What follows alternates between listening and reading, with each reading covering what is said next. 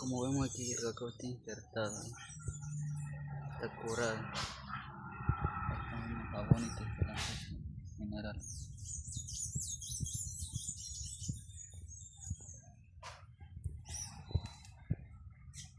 O sea, injertado es poner un tipo de cacao fuerte, o sea, resistente, cualquier tipo de cacao y con otro tipo de cacao que da frutos, ¿no? Ambos combinados queda así.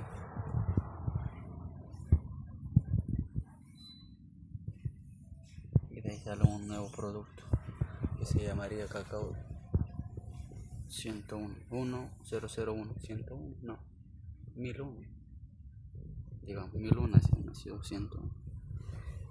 Este es el resultado, así son todos. Hay que saber el cielo hermoso.